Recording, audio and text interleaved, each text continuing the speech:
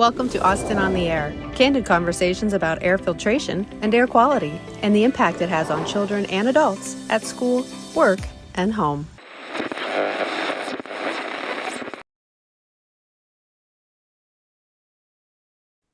Hi, everybody. Welcome to the Austin on the Air podcast. Today, I have an amazing guest with us. I have Dr. Ashley.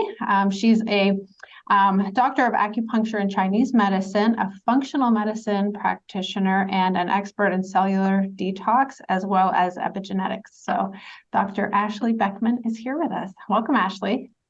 I'm happy to be here. I love you guys and your product. Great. So maybe for our listeners, if you want to just kind of tell us a little bit more about, your practice, your clinic, what you do, your passions. Sure. So I have an online practice and I focus a lot on cellular detox. Most of my clients have mold toxicity, so that's kind of a common thread.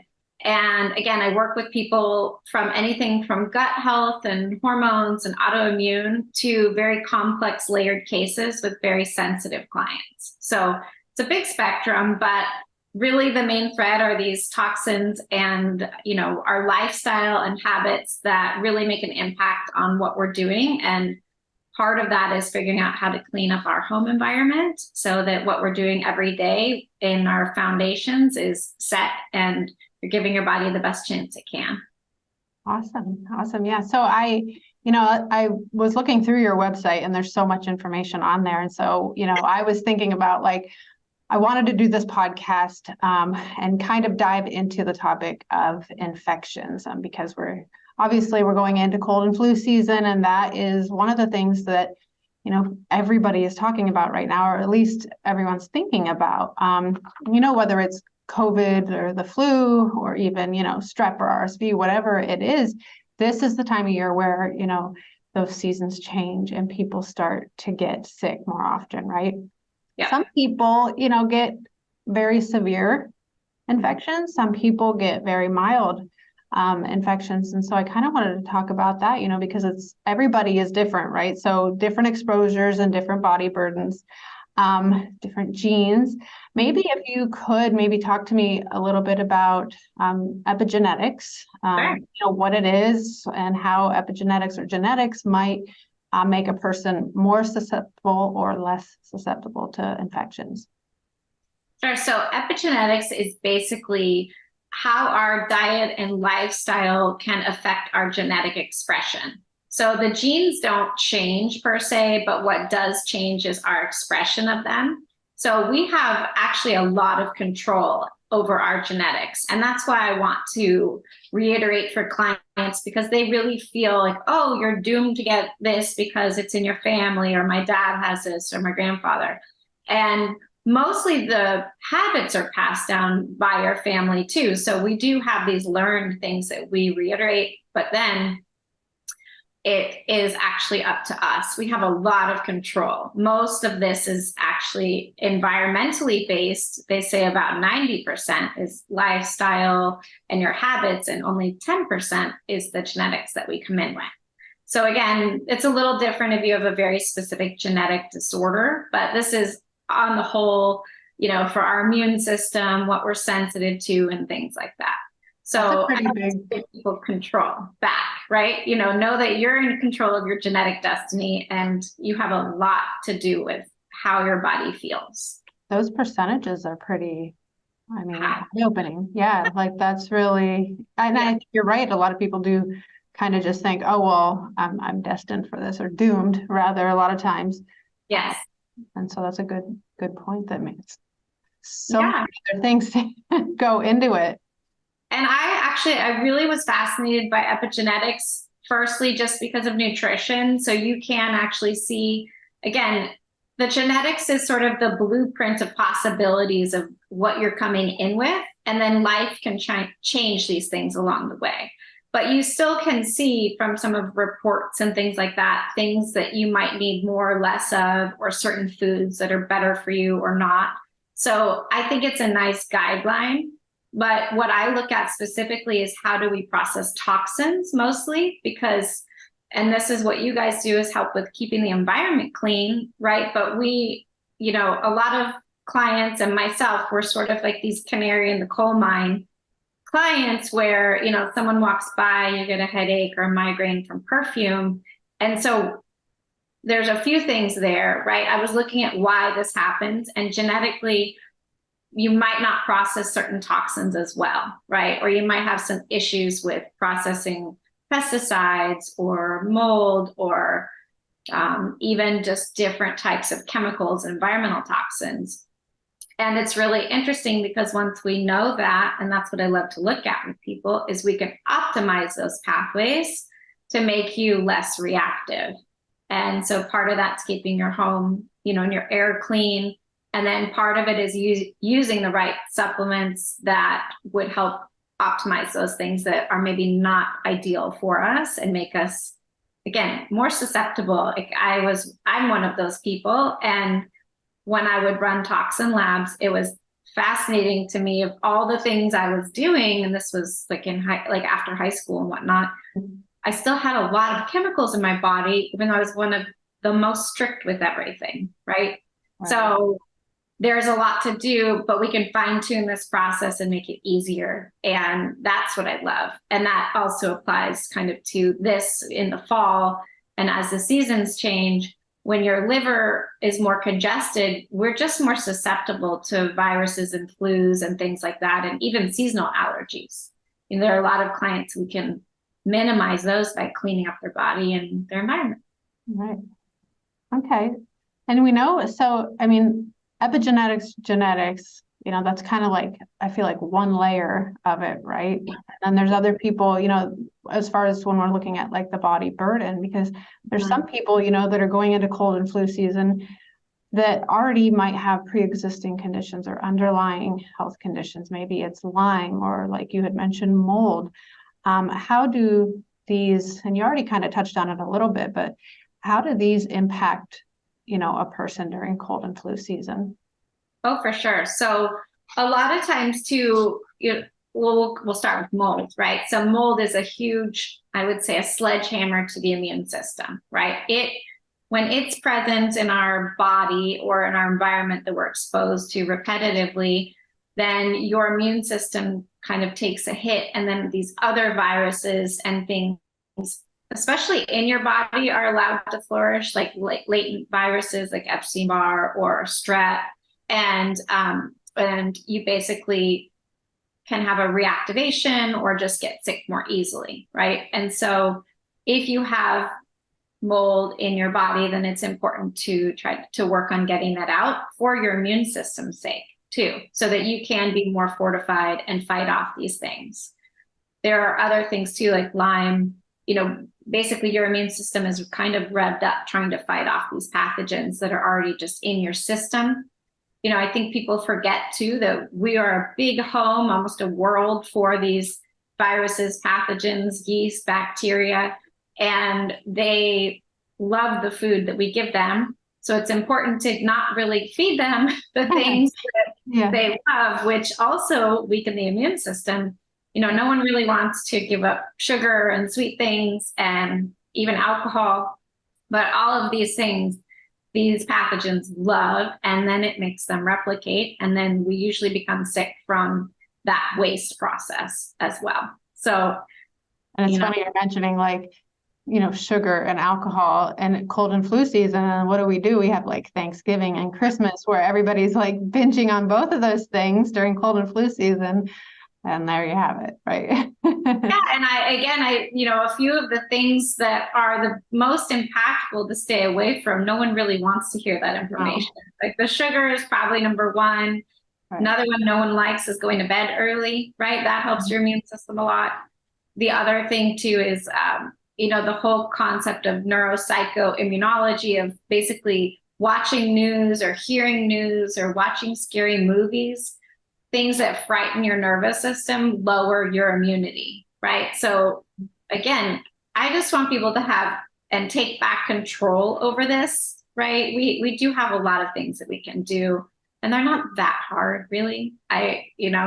So we can implement them. But again, that's why it's nice to have things that you have in your home that also help on another level. That's interesting that you mentioned frightening and things like that. Like, because, and maybe you could talk just a little bit about that, is the stress response and how that impacts the immune system. I think a lot of people don't really think about that as we go into the season, and how important it is to stay well balanced there. Well, and some of that, right, a big one is watching the news. So Yeah. I'm not a big fan at all. I actually don't watch the news much, but even the way we consume information. So a video is more impactful into your brain and nervous system than reading something. So it's also just kind of everywhere, right? These, fear spreads much faster than good news. So we want to, again, even just be really mindful of what you're absorbing and And listening. would you say that's like a cortisol response, or like a? Yeah. So it's almost like a fight or flight too, because most things then kind of scream off to your mind, like this is a danger. There's something bad's going to happen. And then that will impact your nervous system. And then that causes a blood sugar spike and also then an immune system dip. So it's, and a cortisol spike. So again, there's so many things I think people just forget, that we're always taking in data, and then it causes a physiological response in the body. And we don't always think of that when we're listening to music or watching a movie, right? But those are very impactful, and just as impactful as what you choose to put on and in your body every day too. Right. Yeah, because I mean, in many ways, you are putting that in your body. You are, yeah. Which is having a physiological effect. Yeah, exactly. Yeah. I'd like to kind of switch gears too. We've talked about epigenetics, we've talked about pre-existing conditions and that sort of thing. I'd like to kind of switch over into the environment, things that are not that we necessarily are putting in us, but the things that are around us that end up in us. And these contribute to, obviously, the body burden too. So if you could maybe, talk to me a little bit about some of these environmental exposures, and how they add to the body burden, whether it's, like, for example, like the air that we're breathing, and all the different types of things that might contaminate that air, how that affects the immune system. Sure. So again, I really have been fascinated by different types of toxins, and it often started with environmental toxins. There's so many things that off gas in the home, right? And then you can have kind of like sick building syndrome, or just different, there's the different mycotoxins that could be in the air in your home. And a lot of people, I think, are just, well, they're not as aware, because unless you go through it, then it's really not on your radar, right? Right. And again, my whole practice has kind of been centered around different toxins and accumulation of those, because we can test for them now, so we can see what's in the body. And then again, our world, and then that includes our home too, has a lot more in it, especially even with the way structures are built now. There's not a lot of airflow and movement. And so a lot of these things are sort of trapped in your home, which then means if it's in your bedroom and you're sleeping through this all night, it's impacting your system. And a lot of people think that our bodies are made to heal for sure, but they are really being bombarded with too many things that are just, we have not caught up with, I would say, to detox them properly yet, because we're going too quickly, right? With creating these different toxins. But yeah, a lot of these fall under kind of like biotoxins and environmental toxins. So again, I work a lot with mold exposure and Lyme and co-infections. And the mold is such a big piece that I really have found it's the number one root cause for my clients that are very sick with mold, with mystery symptoms, or anything even just from Hashimoto's and autoimmune to anxiety.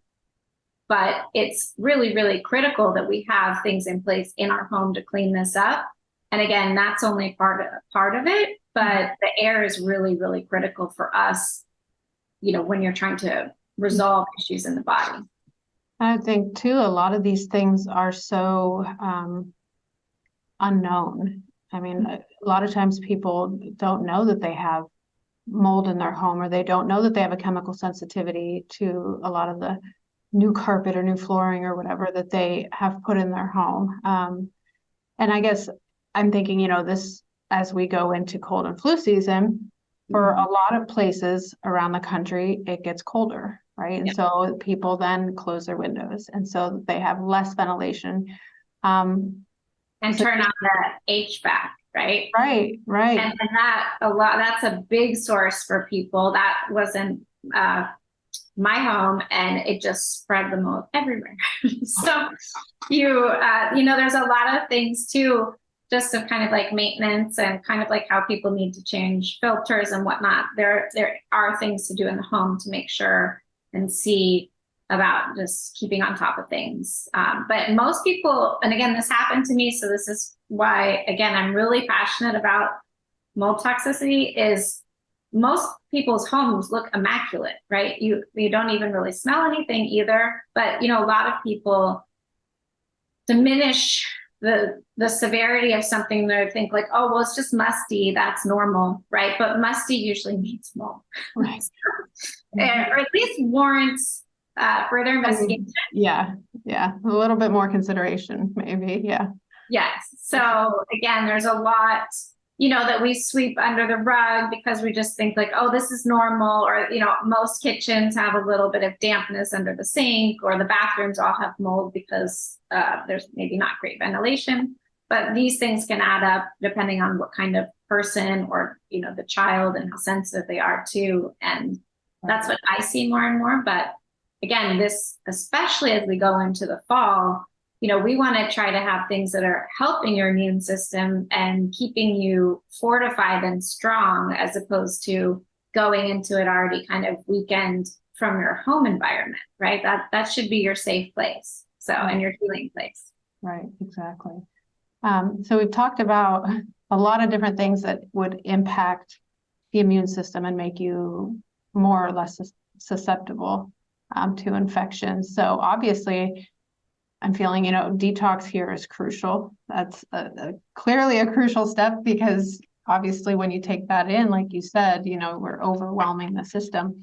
I saw that on your website, you have various products and services that kind of really focus on detox. Maybe, if there's people listening to you right now and they're like, oh my gosh, this sounds like me. Like, what do I do? How can I maybe just kind of walk me through, like, what are some of the things that you have? What are some of the products or tests that you offer, services that people can take? Oh, yeah. The first thing I offer is a health assessment, right? It's usually, it's more than 15 minutes, even though it's 15 minutes.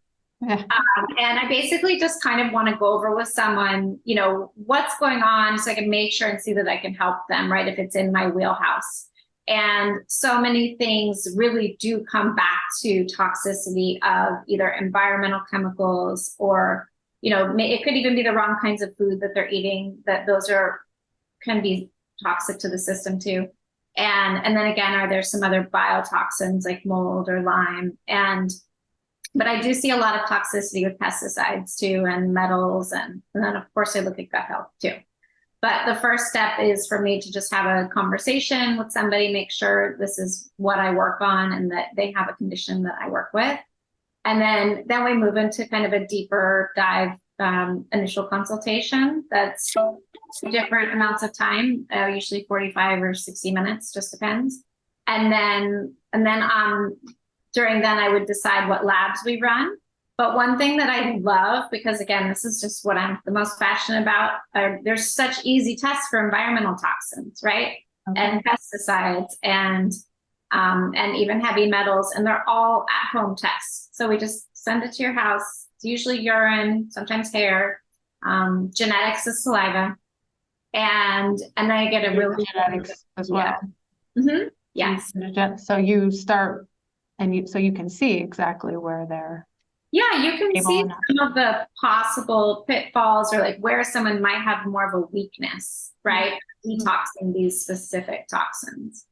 And again, it's never usually one thing, as we know, right? It's the layers that have gotten someone to where they are, where they're, a lot of my clients are also like can't get out of bed and really, really sick to, some that have anxiety and gut health, right? So there's a very wide spectrum, and everything is very customized and personalized, which is why I love the labs.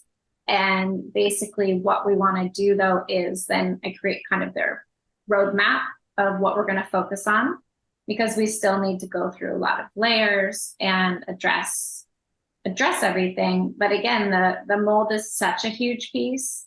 And because it is so impactful for the immune system, when we clear that up, some of the other things go away, right? And not that it's different now. Not everyone that used to come to me came to me for mold. They came for Hashimoto's and gut issues and Epstein-Barr, but it's not usually the viruses that are the problem, right? It's how is our body not able to handle the multitude of things going on? Why is the body so overburdened that it can't deal with the thing it's supposed to deal with? Exactly. Yeah. So we peel back the layers and then and then I put together a plan of what to address in what order.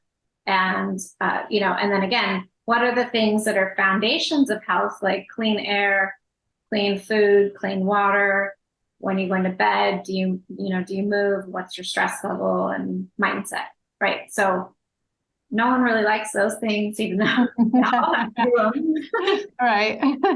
But, air purifiers and things are a critical piece because not everybody can move out of mold, right?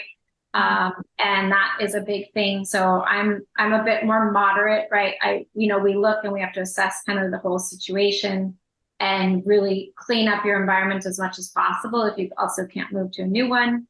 And then again, I usually work with families because if there's mold, then usually everybody in the home is affected, right? So a lot of times I work with little kids, and the moms, the dads tend to be less affected. So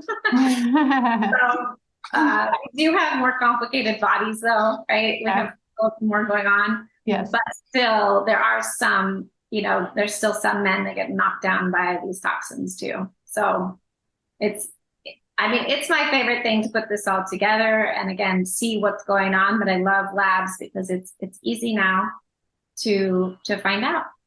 Awesome. That was one of the next things I was going to ask you, about the environment, obviously at Austin Air, that's our philosophy, is to clean the air, because it's a lot of times easier to clean your environment, to clean your air, than it is to clean the body once it's already in there. Yeah. The damage that it's done. I guess, would you agree with that? And if so, what's your experience there? Have you seen people use air purification in these types of situations and benefit from them? I think that they're an integral piece of anybody I think they should be in everybody's homes, because overall our air quality, even if your home is new, then you have all these chemicals that need to get out, right? And people don't know, and why would they know unless they were someone sensitive to chemicals, that a lot of people feel sick from new homes, and especially with carpet. And I think, things that are not refurbished, but it's the finishings, right? Lacquer and all that stuff. I'm someone, I can't even be, 100 yards from something that's newly painted. Yeah. Smell. So, again, I'm a more sensitive one, but I probably didn't get really great air purifiers for a long time. And then again, once I dove into more mold toxicity, then I was looking at them very differently, right? Because it wasn't like I was just trying to get VOCs out of a home that was newly painted. It was very specific to mold. And then again, if I was trying to do all this deep dive research, for myself, then I knew that I needed it for my clients. And then that's where I found you guys. And that's the only one I recommend, because, once you do all the research and you stick to what works, right? And I have multiple. And again, you do need to clean up your air, especially when you are going through this. And I think people overlook it, right? It's and it's the easiest thing, especially for someone who can't move, right? Like, you have to clean the things and there's all that process, but you have to keep your air clean. That's just critical, especially in bedroom where you're sleeping and supposed to be recovering all night too. Yeah, yeah. And I think that's, you know, something that people forget a lot of times too is, you know, what I hear all the time, you know, well, the mold's everywhere and it's, you know what I mean? But it's, and people are exposed to it all the time. But to your point earlier, not everybody has the genetics or epigenetics, you know, that they're not dealing with it the same. They don't have the same pre-existing conditions or body burden or, you know, environmental exposure. So everybody's so different and reacts so differently to it. So I would agree. And they don't even, just because someone has the genetic propensity to not deal with mold as well, doesn't mean that that the other people like just clear things easily. I don't have that genetic disposition, but someone in my immediate household does. I had way more symptoms than they did because of my body burden and my body's ability to detox things, right? So again, where I love looking at the genetics and it's helpful, you still have to go with where the person is now and today and what symptoms they have. Yeah. But it can be a good barometer of just, oh, this person might not handle this as well. And that can go for mold or metals or pesticides. And I just love that we can check that now. Because again, that's like my favorite part of this kind of personalized medicine that we have. Yeah. And I think it's so especially needed, you know, as we, for example, going into cold and flu season when people are tending to get sick. And it's always, you know, I find it interesting, like some people get very, very severely ill from things. And then some people barely notice they have it and they're just skating by, you know, and it is fascinating because of, like you're saying, there's so many other things maybe that person has been exposed to or has to detox, and it creates a ruckus. Well, and in Chinese medicine, which is another huge foundation for me, we talk about constitution a lot, right? So you do know the people that are just these hardy humans that kind of nothing phases them, right? And they generally have a very robust immune system, and they don't usually get taken down by a cold or a flu. But then you get some people that they just catch everything, right? And so this is something else that I add into kind of my practice, is to try to figure out what type of person this is. And then even in Chinese medicine, like we nourish the lungs a lot, right? Which just makes sense. Mm-hmm. But the lung is actually the organ of the fall season. So there are foods that you eat, there are certain herbs, and all of those are to fortify that lung and organ so that they're able to withstand the cold and the dryness and the viruses and bacteria that we come in contact with. Okay. Yeah. That's fascinating. Yeah. I do a lot of things just even on that, because there's certain, again, foods and oils and things and practices that are just great for that. And one of the biggest is just wear a scarf, right? Like cover your throat so that you keep that bundled up. Okay. Good to know. Go scarf shopping. We talked a little bit about it, but you are obviously an Austin Air reseller. You have our products. As you were you mentioned that you were looking at all the different ones and that one worked the best. What are some other reasons why you chose Austin Air over these other technologies? I feel like, since COVID-19, there's been, oh my gosh, so many different air purifier brands that have come up on the market. And it's difficult, I think, for people sometimes to be able to look past the cute little aesthetics that just came out and choose something that's actually going to help them heal or help them stay safe and protected. Yeah. And so again, I have, which one do I have? I think the bedroom ones, but I have quite a few in the house, and basically, Healthmate. That's what I have. Okay. That's what I have. And I basically wanted to make sure, again, for me, the biggest concern was mold and mycotoxins. So when I was looking at even the ones that you offer, that's what I was sort of gravitating toward, and actually a large surface area, right, for the room sizes, which is, again, something that helps you determine the right one to get. But I really needed the carbon filter for the mold, especially. And then again, I'm not one that has allergies, right? So I know that there's different ones kind of for like different purposes, but pretty much my whole practice is all mycotoxin related. And so that's the main thing. And then the fact that honestly too, that the filters you change every 5 years, because I also did a cost analysis, right? Right. And there's such one that is extremely popular and recommended by lots of people. And when I was just figuring it out, I mean, I still go with what's the best one. So for me, that's where I landed with Austin Air. Mhm. And then when I worked out the pricing, because it's a little more upfront, right? But then over the 5 years, it's exponentially less. Right. And just the hassle, right? It's not remembering to, buy the filters, change them and all that stuff, and in our busy lives, it's just one more thing to add. Exactly. I think too, like when you're talking about, okay, the purpose of purchasing this machine is to clean the room, to get rid of the chemicals and the things that are overburdening your body and making you sick. They're steel bodied, they're not plastic. So we think about microplastics, you know what I mean? And then they're powder coated, they're not painted. So again, the paint off gassing. I think it's really important to look at what the purifier that's supposed to clean the room is actually doing. Is it putting more into the air than, you know what I mean, than what you're trying to get out? Also, I see all these different ones, and maybe they're smart purifiers, right? They connect to Wi-Fi or they connect to this or that, and they have sensors and buzzers. But it seems to me that connecting to Wi-Fi is going to not be a positive thing, especially when we're talking about mold and mycotoxins, right?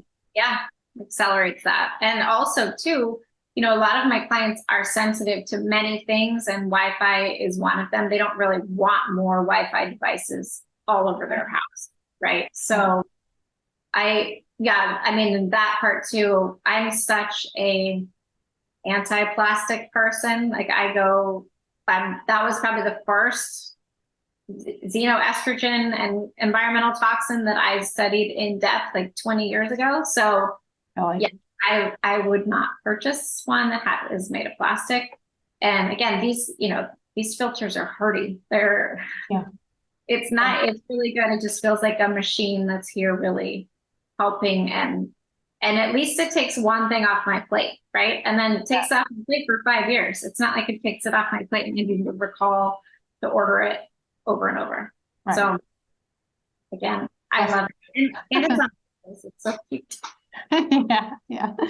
Well, that's kind of all that I had. I don't know if there's anything that I didn't ask that you feel is important for our listeners to know or understand this time of year. Yeah, I mean, to me, I talk a lot about foundations with my client, right? And at the top of that is clean air. So the fact that now I feel, it's like you want to feel confident that you found what you like, what works, what you can suggest to clients, or again, what you want to have in your home for your family, right? If you're the one purchasing this. And so again, it's a critical piece of, again, what I call, and many other practitioners, foundational health. You have to have these things in order.